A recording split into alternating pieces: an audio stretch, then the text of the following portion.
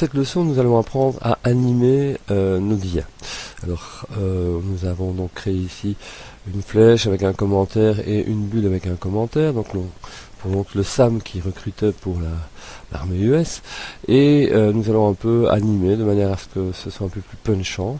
Donc, comment faire? Eh bien, si je clique sur un objet, donc par exemple sur la flèche, et que je vais dans l'onglet animation, alors par défaut il n'y a aucune animation, mais je peux par exemple faire une entrée brusque, voilà, entrée brusque. Maintenant je trouve que ce serait mieux si elle venait en diagonale, donc si je dis à partir du coin inférieur gauche, voilà, donc ici j'ai déjà créé une première animation.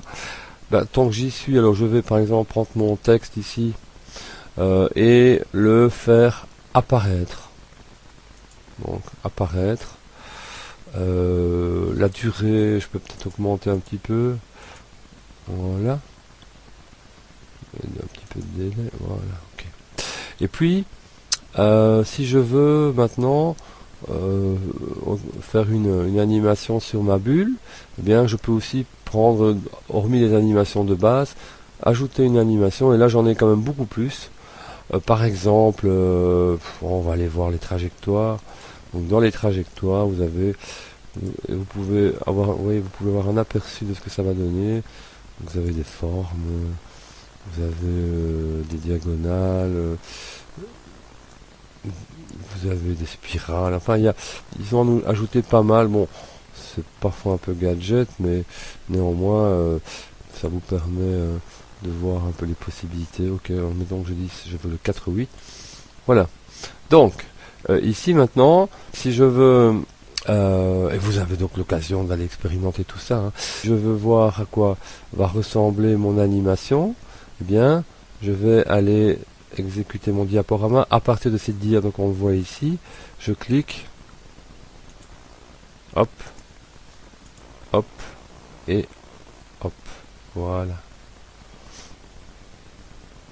Eh bien, c'est la fin de cette petite partie sur les animations dans les dias.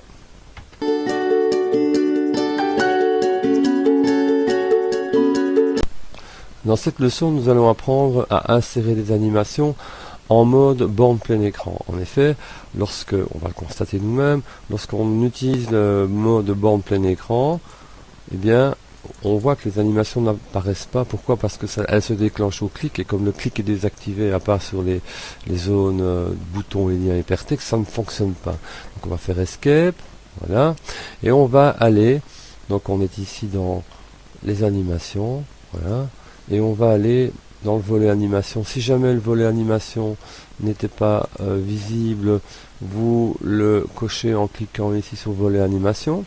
Donc ici sur chacune des trois animations, on va non pas laisser démarrer en cliquant, mais démarrer après le précédent. Et on va le faire pour les trois. Voilà. Vous voyez d'ailleurs qu'elles ont toutes le numéro 0 maintenant. Alors qu'est-ce que ça change? Ça change tout. Parce que lorsque j'exécute ma dia, donc ici c'est toujours pour voir la dia, commencer le diaporama à la dia.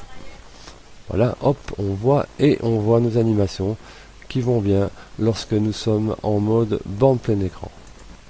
Fin de cette leçon.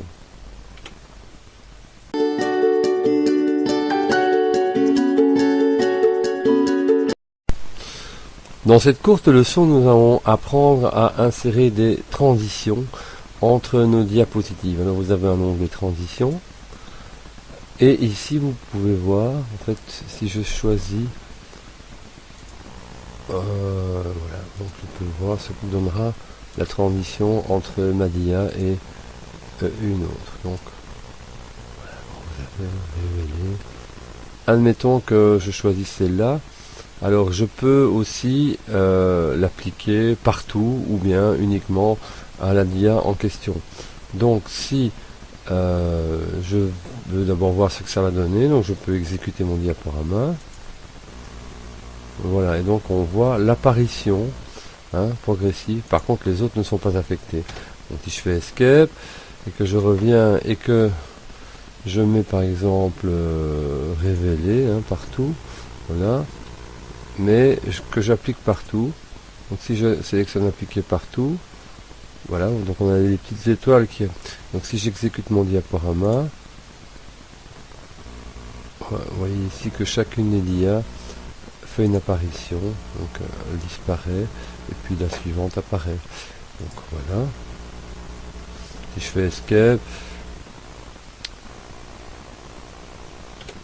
je peux aussi éventuellement, vous avez compris hein, qu'on peut essayer, voilà, ça peut flashy ou alvéoles, enfin ils ont ajouté quelques, voilà, donc ça c'est un peu plus original que précédemment. Donc on peut appliquer celle-ci ici, voilà, donc si je viens de la précédente, celle-ci est révélée, et puis la suivante, voilà, un damier. Maintenant, il faut rester toujours plutôt sobre, hein, donc il ne faut pas abuser des bonnes choses. Donc si vous trouvez que c'est vraiment une excellente transition, on va appliquer là, mais il n'est pas nécessaire pour qu'un diaporama soit réussi qu'il y ait des transitions ni des animations dans toutes les dias. Fin de cette courte leçon.